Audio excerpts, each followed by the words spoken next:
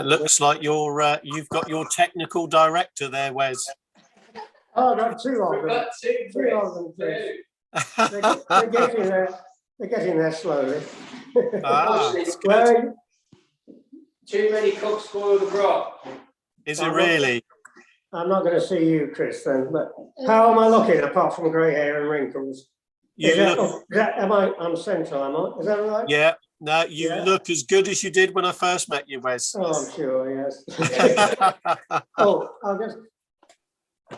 Oh, wow, look at that. Well, yeah, I've got this out because I'm just asking now before you start, probably.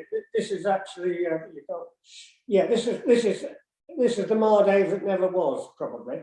Because really? I did make this after Mardave. It's the second car I built. So if you want it mentioning or not, as you wish. Oh, definitely.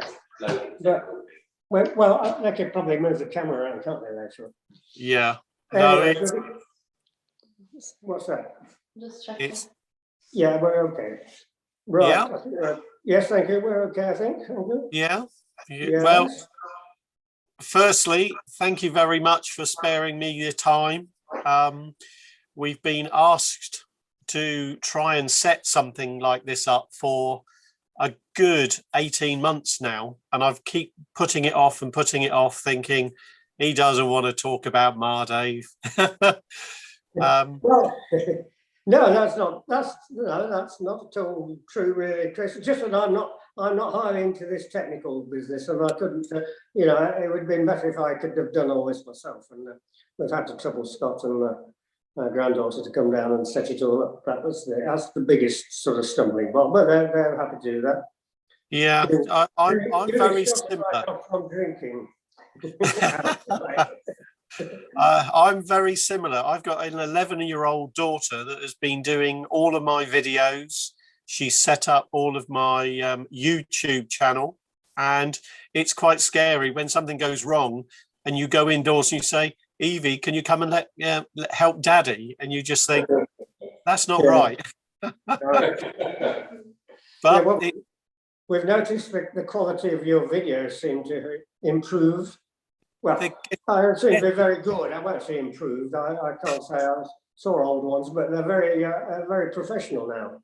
We're trying. It's never going to be, well, I'm not saying it's never going to be, but we are trying to make them more it's hard to really say. The video quality isn't the issue. It's sound. It's how you stage everything. It's just lots and lots of different things. And some people have got that just knack. Like, I don't know if you've seen the guy, I sent you a little clip from RC Kicks. Now, he's just, his quality, he's got a room at home dedicated just to doing video. He's got microphones, he's got lighting, looks fantastic. Yeah, so, I thought it was American, Chris, when I first saw it.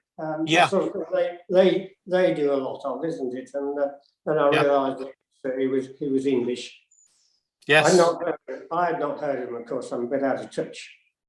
Uh-huh. I guess he's selling your stuff, is it? No, basically what he's done, he's madly passionate about RC racing, and he's given up his job to do this YouTube channel, which I think in a couple of years' time he will generate enough followers and enough advertising through the channel to pay him a wage. Oh. And he also gets to do something he loves doing, and that's building cars, promoting cars.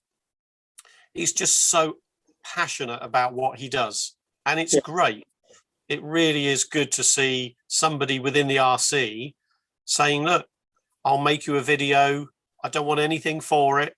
All we do is supply him a car at cost, and he does everything else. And he's just a great, great, likable guy. And yeah, it's good. Very good.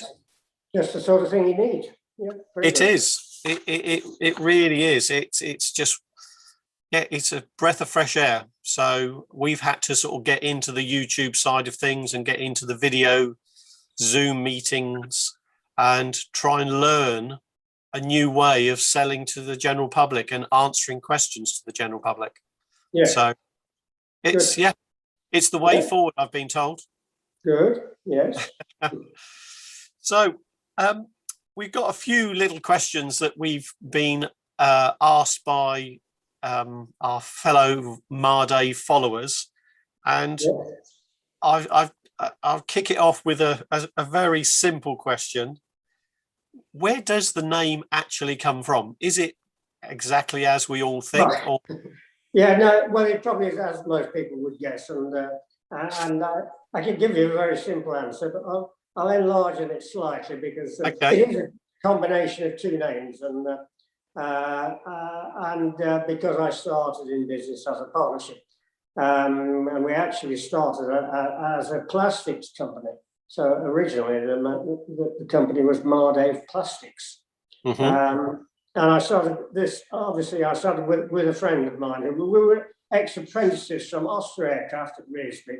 And we'd both had a very good apprenticeship in light aircraft engineering and tool making and things. So very good step. We were both working there after apprenticeship, about 24, 25, I think. And the company decided they wanted to fit interior trim panels into the aircraft, and these were to be vacuum formed. No one had heard of vacuum forming those days. The company didn't know anything about it. And Dave and I didn't know anything about it, but we said, Dave said anyway, we could do it. And we set to and built a machine, and that's really how we got started. The firm bought the plastics, and we made these trims for aircraft. But David, we needed a name, and it was either Wes Dave or Dave Wes, but my first name is Martin, so we said Martin sounded better, so we settled on that. But it was largely the business was started by two, and my friend David Gladdish, who helped initially. I gave up work to do this, but we never got busy enough for Dave to join us, unfortunately. And, then we eventually got onto cars. Yeah. And Dave, that wasn't Dave's interest, so we sort of parted our ways, unfortunately. But I was ever grateful to Dave for actually getting me started in business. Yeah. David and Martin, it was. So Martin and David. Mardave sounds definitely it's got a ring to it, and it's strange. I was driving home tonight and I got a stone chip in my windscreen, so I had to ring Autograss, and they said, "Oh, could I have your email address?" And I said, Mardave Racing, and they went, Mardave, could you spell that for me? And it's just, I get asked all the time, how do you spell Mardave? Yeah, there's a few variants, isn't there, of that similar word.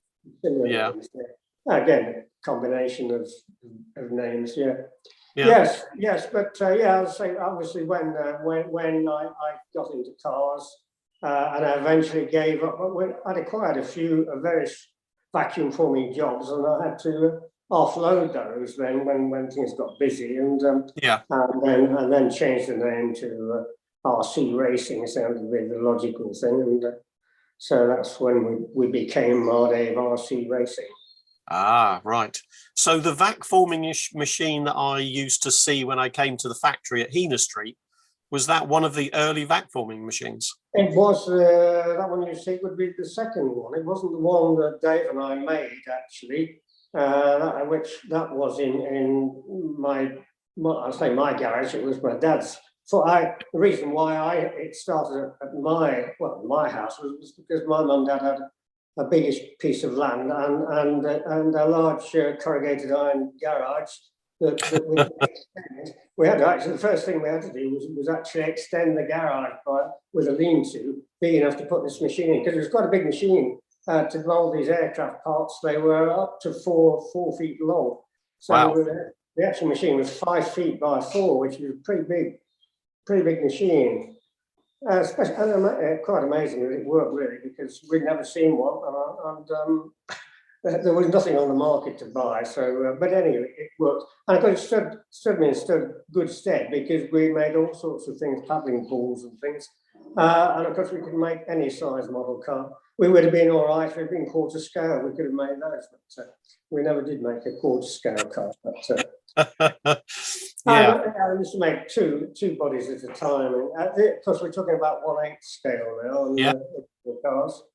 I was into slot cars many years ago, and that's the reason really why I got into RC. Well, once we built this machine, we were looking for things to do, and I remembered that slot car bodies could be some. I knew slot car bodies were on the market; they were vacuum formed. So I started reading the magazines, and I started making some bodies and selling them.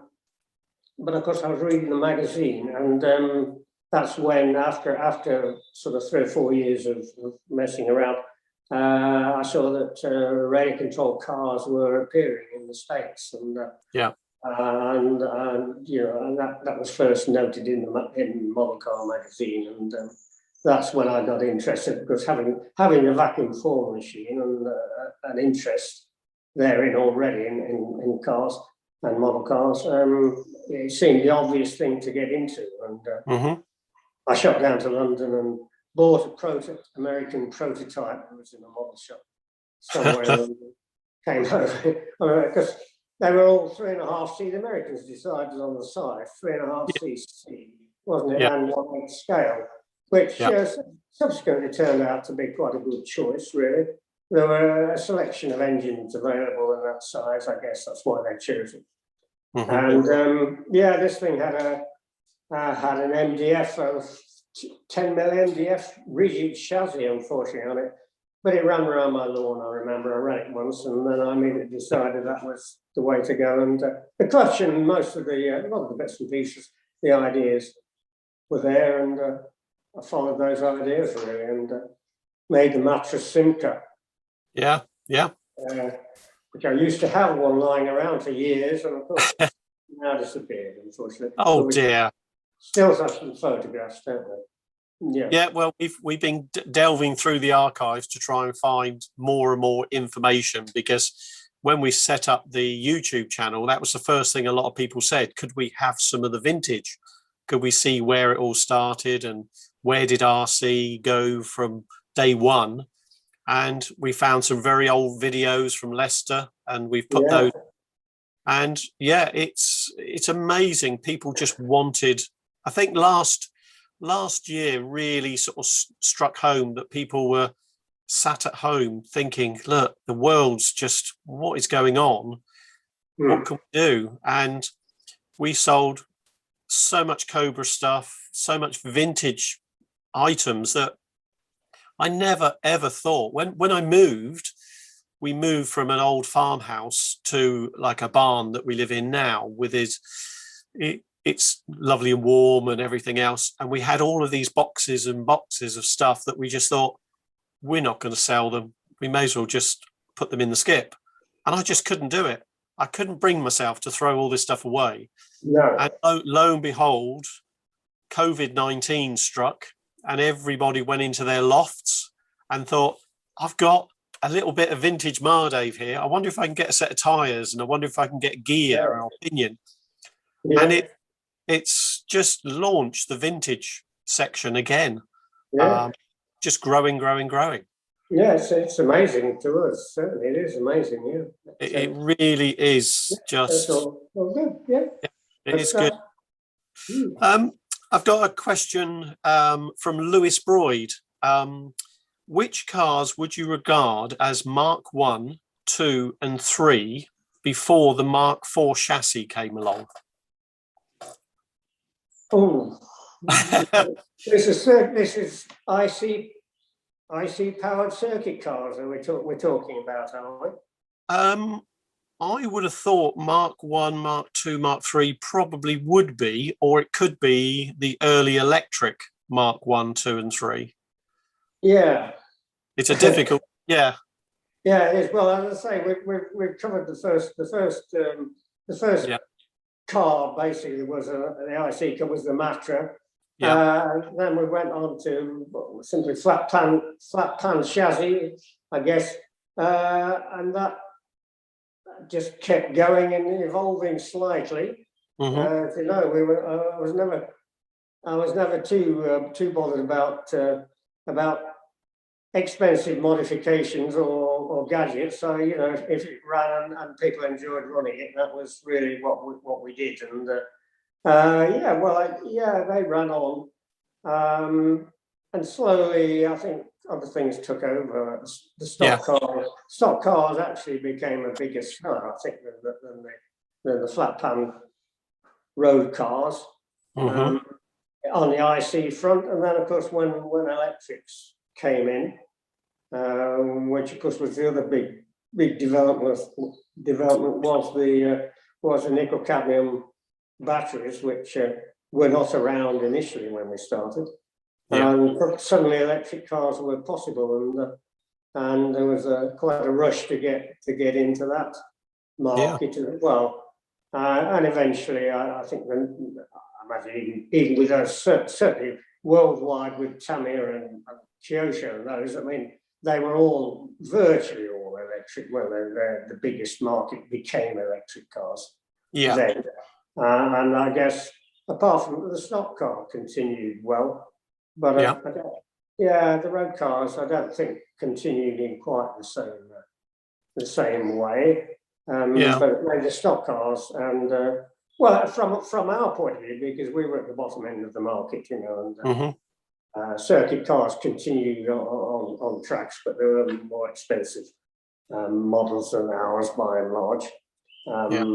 Ours went mostly to first-time buyers to get them into the hobby, but I guess the stock car being a bit more versatile in where it would run. Yeah. I mean, they sold all over Europe in places that had never seen a stock car. You know. Yeah.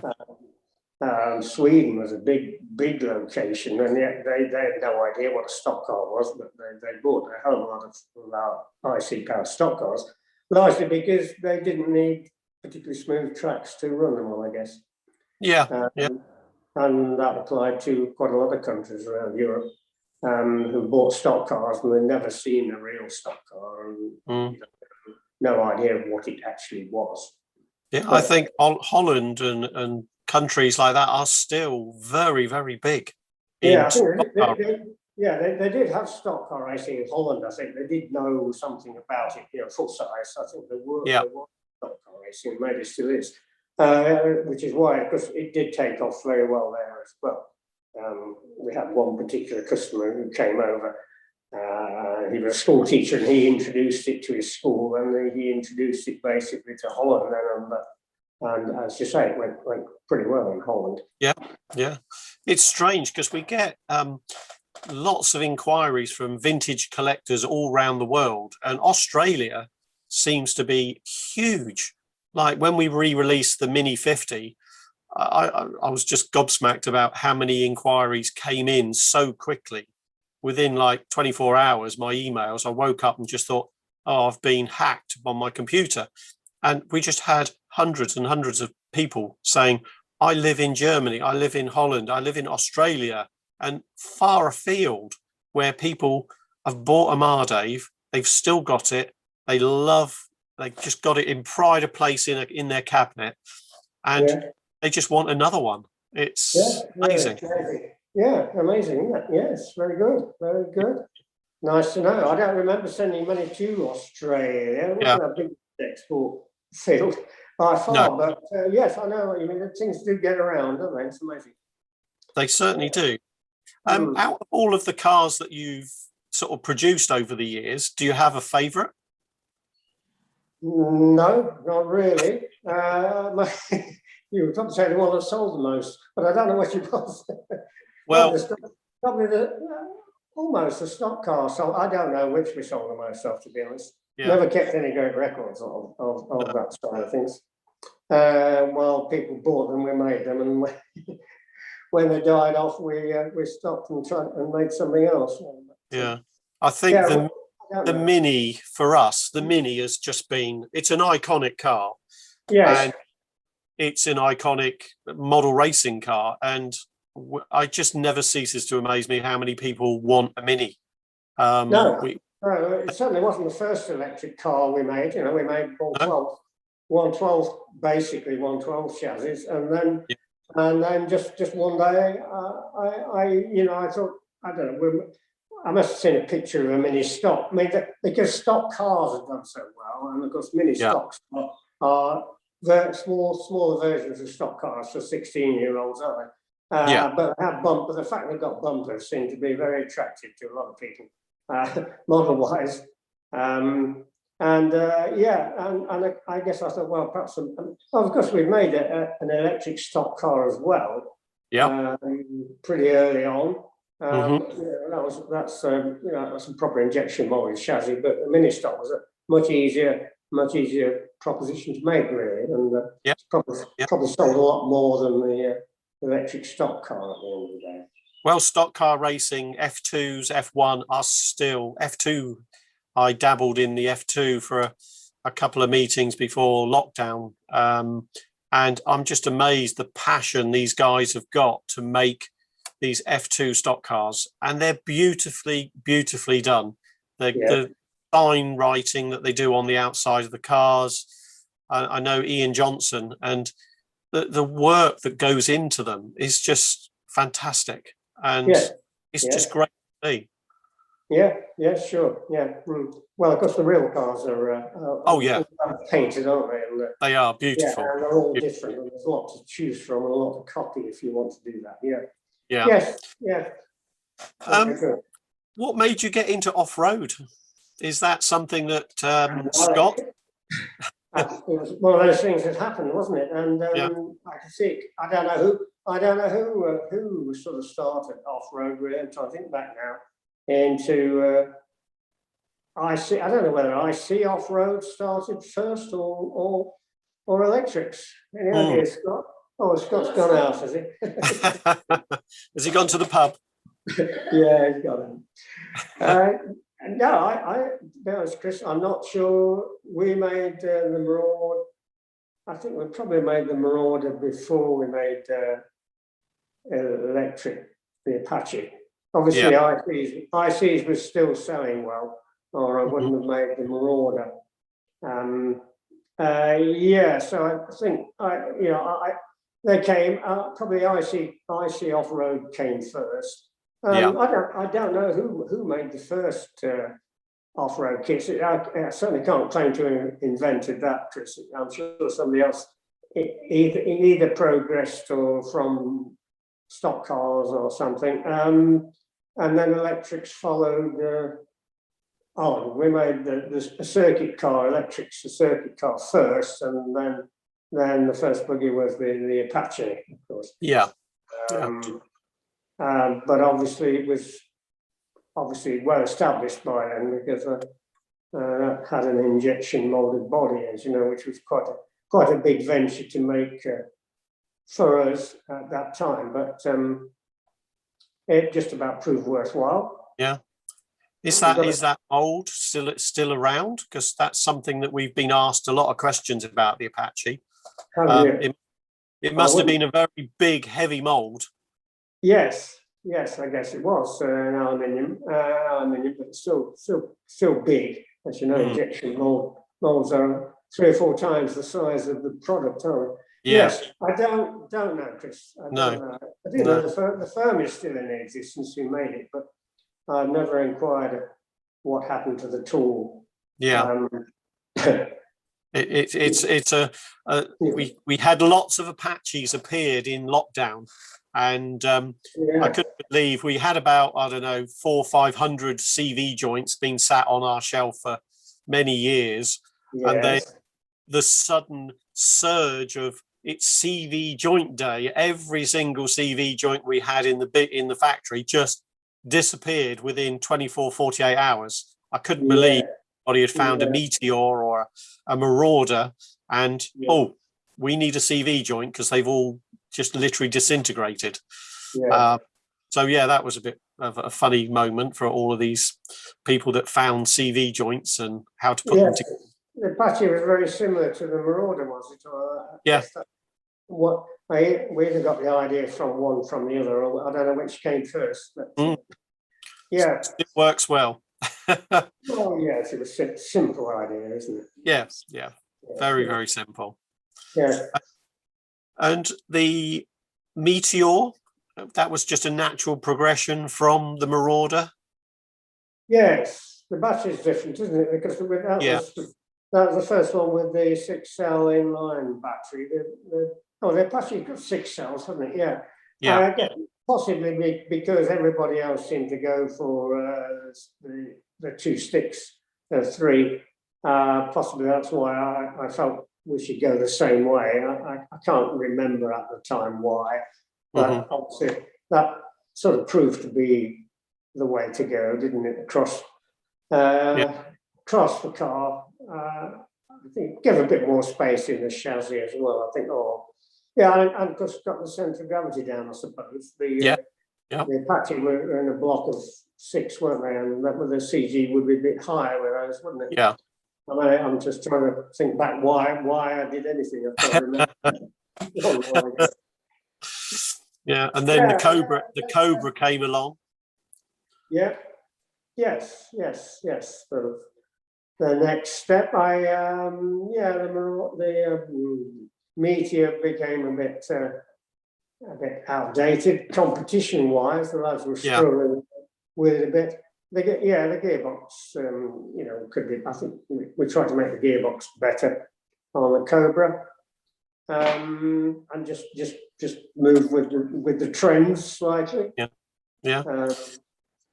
Well, we re-released the Cobra. Sorry. It was I mean, the rear suspension with the dry chassis. Obviously should be sorry, but the Apache was a bit basic with the CV joint, as you say, was a bit basic, wasn't it? From a competition point of view. Yeah. But they race an iconic series each year, and they're getting 200 drivers for a one-off meeting each year, and it's amazing what cars you see turn up. Apaches, they've got a Meteor Facebook page. It's incredible. They really. Yes, I've been following that. It's very nice to see the cars all painted up. Yeah, they do look the part, and especially amazing how many people follow the original colour schemes from the box. Yes, that's right. I know. Nice. And you'll be pleased to know some of the injection molding, not the injection molding, the vac forming tools that look like they must have been the original tools are still going strong, even for the Apache, the Meteor, Cobra. They're just P38 body filler and still going strong. Yes. Well, yes, good. Well, the body molds. The body molds, we salvaged them all. We've done a little bit of work on some of them because they were showing their age. I think there was one, a Ford Escort, I think it was. That one's looking very tired because we went through a stage where everybody wanted a Ford Escort, and it's amazing how many people want them. It's really. Yes. Oh, yeah. Well, there's always a market for body shows, isn't there? Yeah. If you can find someone to make the molds, but it's a time-consuming. That is the time-consuming part, and the vac forming side of things during the summer months is hard work. Yes, but I was thinking earlier this afternoon about the background, and without vacuum forming, we would have been in trouble, really, because it only came in, I don't know when it came in, when we started. I don't think it had been out long, thermoplastics as such in sheet form. Yeah. Because I'd never seen or heard of it until the firm decided they wanted it. But without vacuum forming, we wouldn't have been able to make any, I mean, apart from the bigger firms like Tamiya who could injection mold them. But I mean, you couldn't continue with what you're doing without vacuum forming, could you? No. And 99% of body shells have been vacuum formed, haven't they? So it was one stage of technology development that was essential. Mhm. along with proportional radio, which I was going to mention. Most people realise that, but Yeah. without proportional radio, of course, we didn't have cars, car racing at all, did we? We had planes and boats, but no cars, because it just wasn't possible with just a push button control. Yeah. And without nickel cadmium cells, we wouldn't have had electric cars, really. Well, we would today with lithium, but it's been a long time coming, wouldn't it? It's all technical. These things, there are three major technical developments there, really. There's enabled RC cars really to come about. Yeah, and the internal combustion engine now is definitely, we're seeing a switch. I don't think we'll ever lose the IC engine cars, but the brushless LiPo batteries are just phenomenal. The speed, the power that they can generate is incredible. So there's a big switch. Yes, it's certainly taken the edge off the IC cars. Yes, I mean, apart from the sound they make, unfortunately, but they can be pretty troublesome to start. Yeah, you have to be very careful with lipos. I think people really underestimate the power that's in these batteries, and if you don't treat them well, they do bite and they do explode. Yes. So it's something we have to definitely give a little bit more respect to. Yeah, well, since my dabbling with mag racing, I obviously have been using lithium batteries, but I've always been a little concerned about the use of them, and of course sending them through the post has got very difficult, hasn't it? Yeah. Yes, so it's a bit worrying. Yeah. And whilst we're talking about mag racing, is the mag racing still continuing? We've seen a switch over to a different website and a few different people leading the way. Yes, no, we've never really, I did get it off the ground, and I sold 200 to 300 cars, I think. But no, it's the problem is I don't know. It's just that little bit too complex for most people to get their heads around, or to get the best out of. To do it, to get out of it. What I wanted to get out was realistic and skillful tabletop racing. Much more so than slot racing, which I don't want to upset too many people, but slot racing is not terribly difficult. There's not much driving involved in it. No, it needs a specific skill, doesn't it, to slow at the bends and accelerate away. But there's not much driving involved, and you need 8-lane track to actually race 8 cars by and large. It doesn't appeal to me. But I've not. No, I've got this. Let me see. I've been playing with a larger. I had to go to a larger scale. It's 24 scale now. Yeah. And mainly to get the radio in. I've managed to use, because we've changed to 2.4 gig radio now, which wasn't around when I started. Yeah. And I had to have the radio custom made, which was a major problem. Now we've got off-the-shelf radio, but it's a bit too large for the 1/32 scale cars. Yeah, and it's still a bit of a squeeze into the 24 scale. But the problem is because you need a slightly larger track now, even slightly larger than we had before, and it requires a degree of precision to build a track properly. Yeah, I'm not sure that everybody has got this. Got the patience to do it properly as I have. My track works perfectly, but I appreciate everybody's doesn't always. So at the moment, it's not going anywhere, I'm afraid, Chris. It doesn't look like it's going to take off. You never say never. I'm sure somebody will sort of. We've been sharing the website quite a lot, and I keep getting a few emails coming through saying, "Look, what can I do? Where can I get it? And I keep pointing that way. So you Yeah. never say never. Somebody No, might. thank you. Well, of course, as you say, there's been far more interest. I know that there is a forum for mag racing. No, I don't run it, but there's a forum, and they've had far more people than ever before. But of course, Yeah. Where can I get a car from? But you know, it's just too much. It's too much hassle to build them. I'm afraid. With the, I still have to do a lot of work. I can't just put standard radio in. It needs modifications and things, and there's still a lot of work to do. It really needs several thousand radios building, and Yeah. just not prepared or able to put that sort of money in, Chris. So I'm afraid it's it's not going anywhere. I'm afraid. Yeah. Which And is sad. and you've put a lot of hours, thousands and thousands of hours into producing model cars that people are just, around the country getting so much enjoyment out of.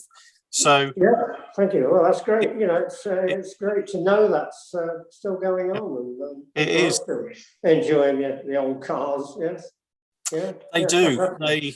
They really are passionate about the brand. They're passionate about trying. We try and we want to progress and we want to move on, but we've also, I find it quite difficult that you're trying to keep the values of Mardave in low cost racing, and you're also trying to generate the future of getting youngsters into model car racing. And if they see a piece of carbon fiber or they see something that is, wow, look at it, it looks the part, then you might capture them rather than they go off and do their Game Boy computers and stuff. Because Yeah, I think the age, when you go racing now, you look around the hall and you see a lot of very middle-aged men racing model cars and yeah. a lot less youngsters. But Is that the case? Yes. it Yes. is. And Yeah. we want to be, another 50 years' time. Hopefully, Mardave's still going strong and people are still racing these little cars around. Yes, well, I thought it was an ideal retirement hobby when I started this mag racing. I thought there's thousands of men like me who are looking for a hobby without chasing all around the country. Can do from home and in home. So nice during the winter as well, a nice little hobby. But as I say, it's whatever. But unfortunately, it's not really. That hasn't taken off, but you have to go with the times, don't you, Chris? And you make what you can sell at the end of the day. You can't really. You can encourage people to do things, but you can't make them. And if they say we want to do this, we want to go this way, unfortunately, you have to go along with them to some extent because you're in business and you've got to make something that will sell, haven't you? At the end of the day. Yeah, definitely. But it's very difficult at times to know which way to go. I know. Yeah, it is. It's been difficult, but it's also been sort of rewarding in the sense that a lot of cars that have just been dormant, sat in lofts, have seen the light of day again. Yeah. And I think we've generated a lot of interest through people finding their old cars and they're introducing them to their children. So their children are now thinking, when we can go back racing, maybe I can go along racing with Dad with my little Mini. And even if we get 50, 60, 70, it's more people at the younger age that could follow through, and we might see a few more children racing again, which is we need it. Definitely need it. Yeah, that would be great. Yes. Well, let's hope we have a nice summer now. And always I hope rebuilt so. meteors and things will have somewhere nice to race. And, Definitely. Yeah. Okay. Well, hopefully racing will get back on it. Obviously, you've had a bad time. Racing's had a bad time, I guess. All indoor racing's been off, I guess. And indeed outdoor, but at least you think. I assume outdoor racing will now have some sort of at least. Yeah, outdoor racing. We start on Friday. We've got a practice day in Ipswich, which Yeah, I'll be good. taking the new F1 car along to sort of do a few changes, and the Cobra, an off-road track next to it. Yes. So yeah, first meeting this Sunday. So outdoors, we're going to hopefully get back to some sort of normality, and then indoor racing, I think, starts next month. Yes, good. So hopefully, Yeah. this virus we're going to learn to live with, and we can get back to doing our hobby and getting some enjoyment rather than just sitting around. Indeed, yes, Chris. Yes, well, that's. Well, I'm sure it's coming. Yes. slowly, but it'll all be there. So yeah. Yeah. Well, I wish you all the best with your venture, and Yeah. it's you know, Well, obviously we're very pleased to see that the name and the company is continuing, and I think you're doing a marvelous job, because it hasn't been easier, especially lately. But I mean, it's not. Times keep continually changing, aren't they? And Yeah. changing, but. It's good to see what you're doing, Chris, and keep it up. That's, thank you. Hopefully, you'll be able to keep going on. Yeah, I'm pretty sure we're keeping going. We've got a couple of people that are really interested in the future, because I'm getting to that age where I want to sort of encourage somebody else to take over Mardave as a company. So things are afoot. We've got a couple of guys that are really, really keen. They come from engineering backgrounds, which is also very, very good. And they've got a good vision of where they want to go with it, but also keep this low cost element of Mardave, which I think where it started. We can't forget the roots of where it all started, and the loyal following that we have because of that's what we try and achieve. So it's all good. I've just had a little email pop up on my computer. Could we see the Simca again? The Maserati. The Maserati, that was it. This one. I'll see if I can. That's it. Wow. Yeah, well, I put it out. This is really the Mardave that never was. You see. Yeah. It is actually only the second car I made. I think I made the Matra, and we got, because as soon as I built the first car, and we went to the very first race meeting in Britain, and I was fortunate. I'd only sold about a dozen cars, but one of our cars won the Formula One race. So I can always lay claim to being at the first race meeting and winning at the first race meeting. Having done that, we go back to Leicester, and really I had nowhere to race the car, really. And I thought, well, the next thing we need around the country are racetracks everywhere. And we managed to buy a little piece of land and build a track, which is known as Newbridge, which there are grass still around. We built that track. We must have built it pretty quickly within the year. During that time, I think I've been looking at what to do next. And I'd always been interested in vintage motor racing from the 30s, really. And for some reason, I decided to build this fairly accurate, with wire wheels. I mean, the worst possible vehicle to actually model that you can imagine. But for some reason, I did it, and we had to have batches of wheels made to get the thing off the ground.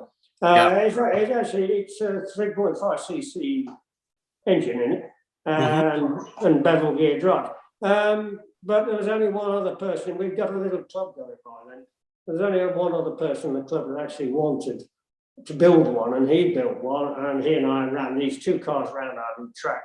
But that was as far as we went. At the same time, we were developing a stock car, and we built a stock car and ran that around the track, and everybody says, I want one of those. So unfortunately, the poor old Maserati here got sidelined, and it became stock cars. So there's only two Maseratis in existence then? Well, I haven't seen a fellow who built one lately, so I imagine he's still got it somewhere. Yeah. There is. Yeah, I mean, there was a vacuum body show mould for that lying around for years, but nothing much happened yet. But there you are. But the only one that I built and never actually sold any, really. So it's the one Mardave that never was. But yeah, there we are. Yeah. Well, I must say, thank you very much, Wes, for taking time to have a chat with us. We'll get this up onto YouTube over the next couple of days, and enjoy your retirement. You look so well, and just keep doing what you do. Yes. You're obviously. Okay, yes, fine, thank you. Well, it's been very nice talking to you, and yeah, all the best in the future. And thank you. Yeah, thank you to Scott and your technical crew in the background. It's appreciated as well. They've all gone now. They've all gone. Oh dear. They're drinking the wine. They're drinking my wine somewhere. Oh no, that can't be done. You'll have to go and join them. Okay, good. Okay, thank you very much. Bye. Yeah, Bye-bye. cheers, Wes. Thank you. Bye bye.